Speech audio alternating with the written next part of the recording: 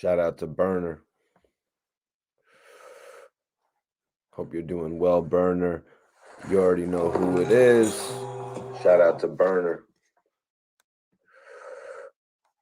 Hope you're doing well, Burner. Excuse me for the technical difficulty. Mikey T, the movie star here. Back for an episode, a breaking episode right now. We're going to be talking about a couple different things going on. Pooh Shiesty, Ralo, Lil Durk's associate. You know what I'm saying? Lil Durk's associate linking up with Wack 100. We're going to get into it all. But got a couple different news stories to talk about. What up, Big Faxville? What's going on with you, man? Famous Amazing says, I do music. I wish I could have a convo with you. What's up? What's up? What's up? Appreciate you for tuning in. First of all, Louis Peasy, my guy is in the building. Major salute to you, man. We got some news to talk about. Couple news stories today, y'all, to talk about.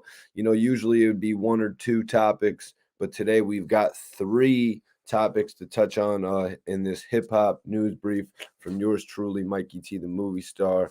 Appreciate everybody for tapping in. Go ahead, hit that like button and share this video. If you're just tuning in, share this video. Make sure the hip-hop community knows that Mikey T is here to speak on some things today. Highs for the Lows is in the building. Fredo is in the building. That's right. That was our former hip-hop battle champion right there. My guy be going in. Everybody go ahead and hit that like button. Martin, you got a brother named Mikey R? Big facts. Let's get it. We have an epic topic to speak on. We're going to be touching on Pooh Shiesty today, you guys. Pooh Shiesty pleading out in his case. Pooh Shiesty effectively taking himself off the list of facing a life sentence. We're going to get into all of that today. Salute to everybody that is tapping into the live. Yo, West Virginia. What's good? I was actually just traveling through West Virginia on my way to Miami a few weeks back. Salute to West Virginia. I'm glad you're tapped in from there. Major salute. Lone Wolf TV is tapped into the building. Go ahead, hit that like button. Share this video. We got some amazing topics to speak on today. I needed to come on early. You guys know I've been doing the throwback top interviews from 2021. We've been killing it. Appreciate y'all for tapping in on those. But I had to come in on some hip-hop news today while everybody tunes into the room. Everybody taps into the room. Martin, he meant Mikey T. Detroit is in the building. Have you had a chance to go to that the spaghetti restaurant that Eminem put together yet? If you have, let me know in the chat. I was actually thinking about putting the full Royce the 5'9" interview together. You know, that was one of the best interviews I did from an artist out of Michigan, Detroit specifically, this year. Let's get it. Okay. Damu, salute to you, man. James Brown, we are going to get into this hip-hop news today. And I am your host, Mikey T, the movie star. Appreciate everybody tapping in. If you guys aren't following me on Instagram, I highly suggest you do. The link is in the description. I'll follow everybody back that follows me based on this video today. You heard what I'm saying? Everybody that follows me based on this video, I am going to follow you guys back. Fam Goon Trill is in the building. It's been a little second, my brother. It's been a little second, but it's great to have you in the building. And it's great to hear the news that Rallo is finally going to be coming home. We're going to get into it. Rallo has announced that he has a court date. And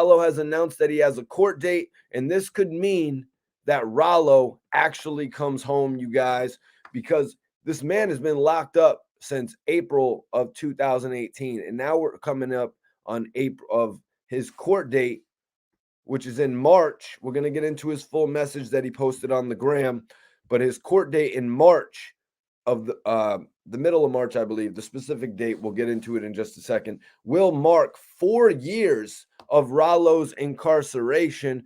And now with all of the changed rules, you know what I mean? With all the changed rules when it comes to marijuana, There's a lot of speculation that Rallo could be coming home at this court date.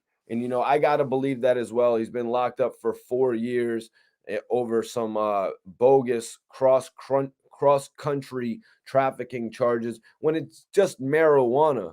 And if you guys remember earlier in the year, we had spoke on something that Rallo brought to everybody's attention. The fact that in 40 states, I think it was 36 states, what Rallo was doing was completely legal. And this was in 2019 into 2020. So the laws have been changing over the last few years. And this could help Rallo because we know back in the 90s, if you would have got caught with that type of shit, you would have been up shit's creek.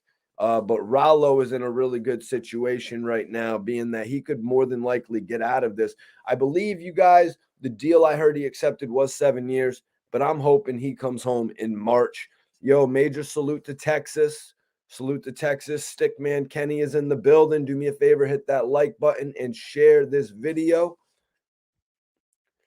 Highs for the lows. I definitely followed you back, brother. If I didn't, shoot me another, drop a comment and I'll follow you back right now, man, my man. Stickman says in regard to Rallo, he fed a lot of people. It's deeper than rap. Yeah, that's right, man. Rallo changed a lot of people's lives.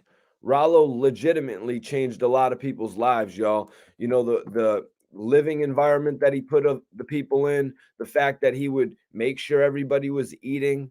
I mean, if you don't have a comfortable schedule of eating, breakfast, lunch, and dinner, your body is going to start to wither away. You're not going to be the person that you really should be. Rallo was actually putting together a label, Famgoon Records. He had several artists that he had started investing money in. I really respect what he was doing. I think Rallo had broken away from Gucci Man at that point. Rallo had realized that it was more economic for him to be an independent artist. From what I heard on one of Rallo's last interviews, you know what I'm saying? Pretty crazy the shit that Rallo was saying, though, you guys. Actually asking to be dropped from Gucci Man's label. Let's share this video, everyone. Yeah, Rallo asked to be dropped from 1017, which I believe that made him an independent artist just prior to his incarceration. But Gucci Man did say in a post from not a few years ago, it was like earlier this year or probably 2020, Gucci Man had posted a bunch of 1017 chains. Gucci posted a bunch of 1017 chains, and he actually said, I got one of these for you, Rallo. So Gucci Man, I think, has intentions of signing Rallo once he comes home. But Rallo honestly has expressed interest in signing with QC. So let's get into this first topic. Rallo finally coming home. Rallo had a post on his Instagram just a few hours ago. I follow Rallo on the gram. I've been heavily invested with Rallo for several years. At one point, I was actually supposed to interview Rallo. The interview time was weird.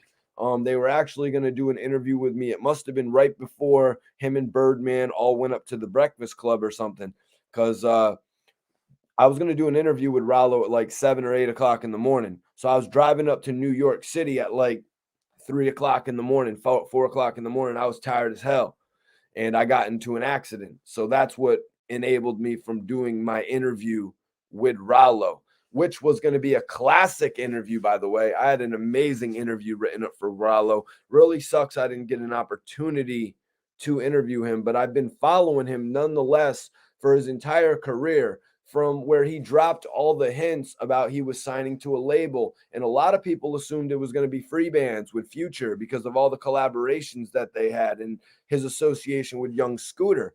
But just prior to announcing his signing, he released a record with Gucci Man, and it kind of made me think that Gucci Man would be signing Rallo. But when he signed him, I was like, damn, this is the best move for Gucci Man. It didn't really go everywhere it was supposed to, but Rallo really did a lot of work. He worked with Lil Durk. He worked with, you know what I'm saying? He worked with Durk. He worked with Little Baby. He worked with a lot of these guys and built up his brand. Leland Paul, Leland Paul, we are going to get into Rallo's message in just a second. I was actually just giving a little bit of background information about my knowledge of Rallo. But Rallo has said officially on his Instagram, as of from what it's reading on my computer now, 3 hours ago, you guys. 3 hours ago, you guys. So Rallo said after 4 years of being dragged through all these different jails and COVID BS, I finally got a date set. March 15th.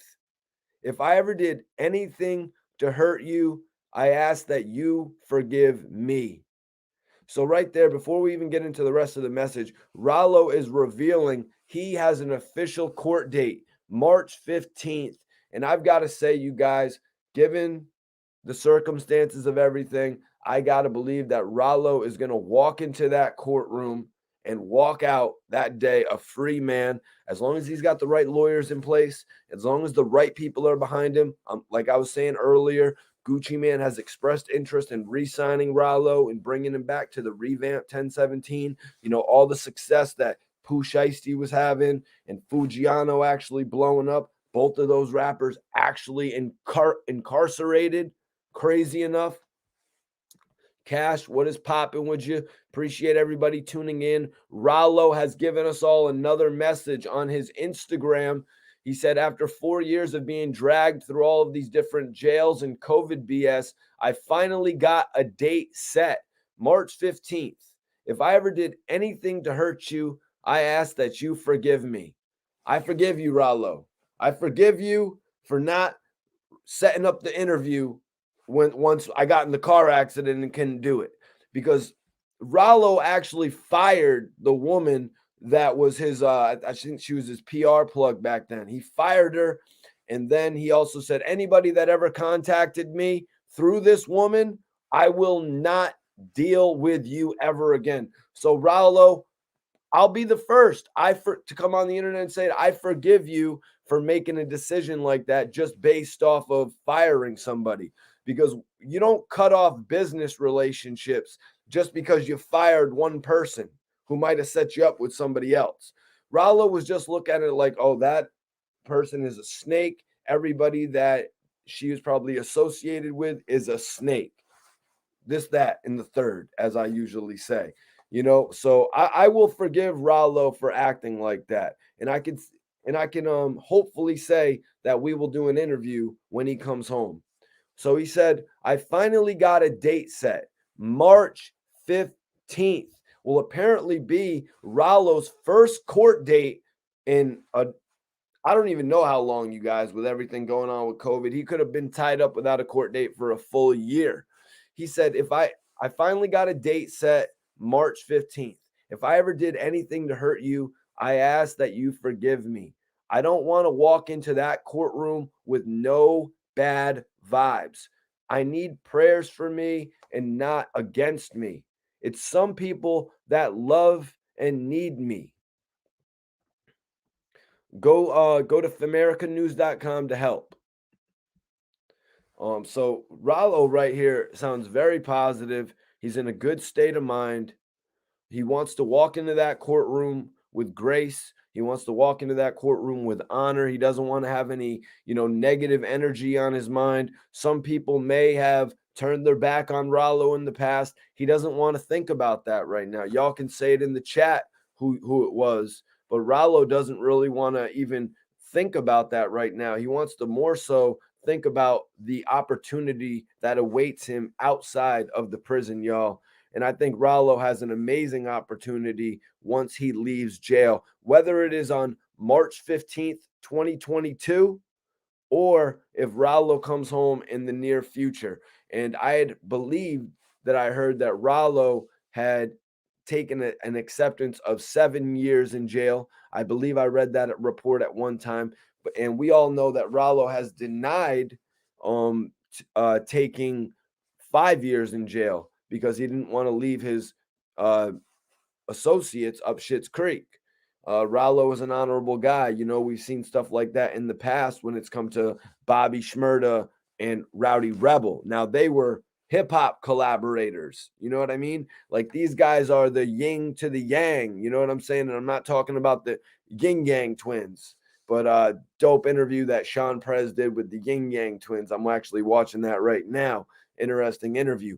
But what I'm saying is Rowdy Rebel and Bobby Shmurda, they complemented each other. Them being out at the same time together made sense. Rallo putting his career in jeopardy for people that we, the general public, may or may not even know. You know what I mean? Barely even heard of. You know what I'm saying? That just says something about the man as to why he didn't accept the 5 years in the past. I'm just hopeful. You guys know I'm the hopeful guy in hip hop. That's what y'all gonna hashtag the hopeful guy. I'm that hopeful dude in hip hop that actually wants the best for Rallo. And I'm the guy that actually understands like situations like this. Who wouldn't ride for their homies? I mean, say if I got taken down, Mikey T, the movie star, and 6 or 7 of my associates, you guys didn't necessarily know them. I'd want to hold it down for them as well. So I really respect Rallo for really holding out, man. Major salute to Louis Peasy. Appreciate you for tapping in. That's one of my moderators right there. We got a live chat today, man. I had to come on early and talk about this. We had a few different topics to speak on. Now that we've touched on Rallo, here, I just want to say I hope everything goes well for him on the 15th of March. I'm sure there's going to be an amazing turnout for that court date for Rallo.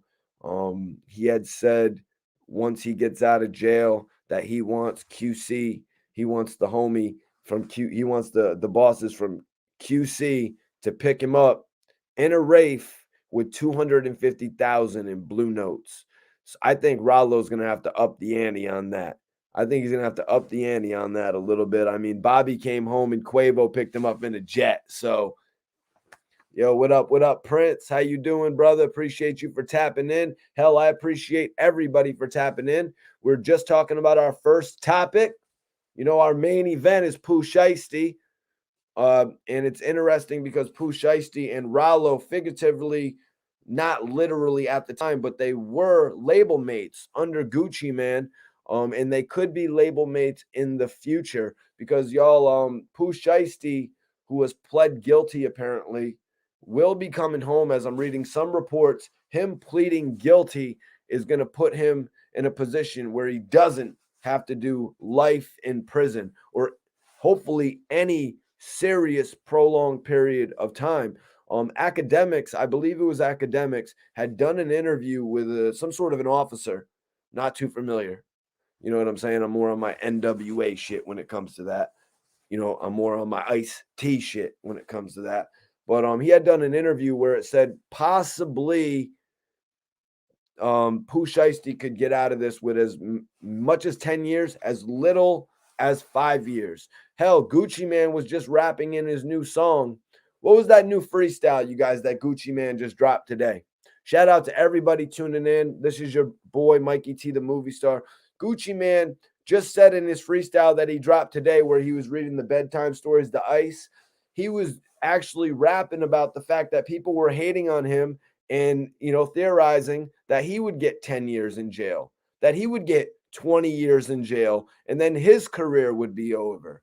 So moving on to the topic of Pooh Shiesty, a lot of people are out there just basically looking at it like life is over for him because somebody got hit in the buttocks, because there was some sort of an elaborate shoe robbery. You know what I mean? That seems a little bit fishy to me. It seems a little bit fishy to me, you guys, that Pooh Shiesty would leave money on the scene of a crime, but he would get out with the weed and the shoes. But you're going to leave 40,000 on the scene. Okay, we're going to have to see what plays out about that in court because, sometimes these guys got to keep their mouths shut. Pooh Shiesty has to keep his mouth shut. He's not talking. He's not going in there and telling them everything they want to hear. The truth, the truth, justice. What is it? The truth, justice in the American way. Somebody better screenshot that, play it over, loop it over 1,000 times. You know what I'm saying? Mikey T saying truth, justice in the American way. But yeah, Pooh Shiesty is getting played out in this situation. He's getting played out in this situation. Now, he probably overreacted a little bit about at King of Diamonds. You know what I mean? I've been to King of Diamonds several times. I've filmed at King of Diamonds several times. But you, with your podcast, you've probably never been to King of Diamonds. You've probably never filmed Chief Keef at King of Diamonds. Go look it up, type it in Mikey T, Chief Keef, King of Diamonds. It'll pop up with about 50, 60, 70,000 views.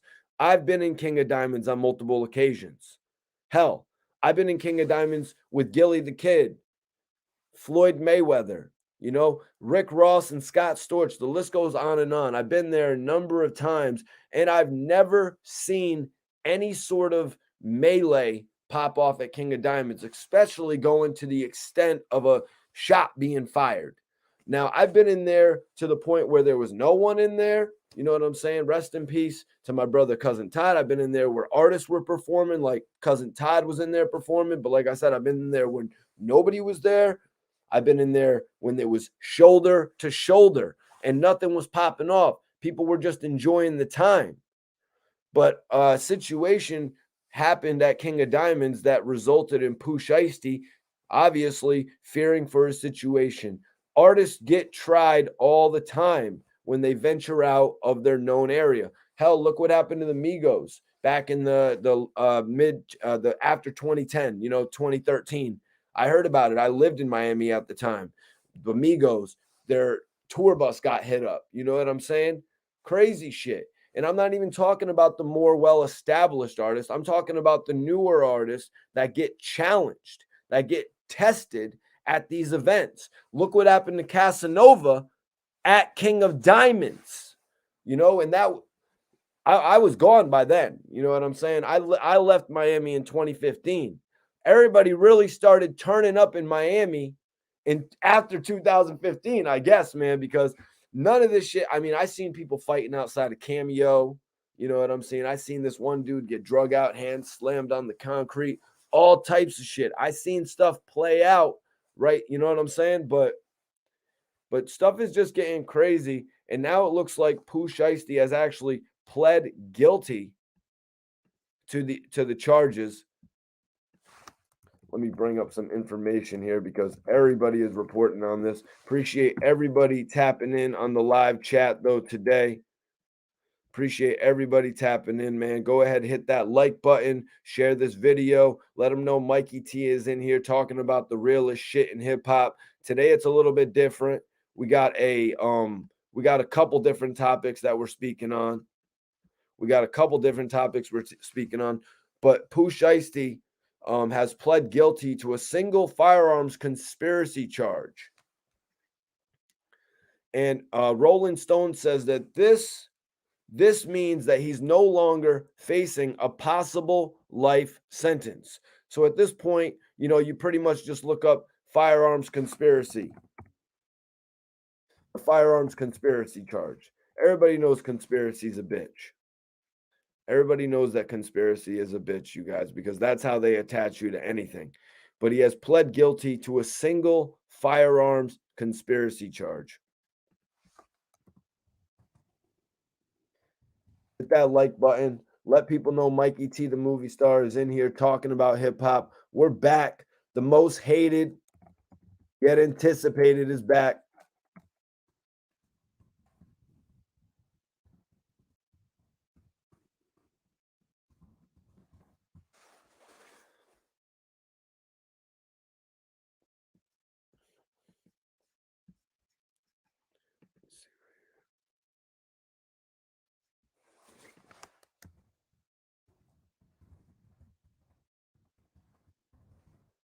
Right, share this video.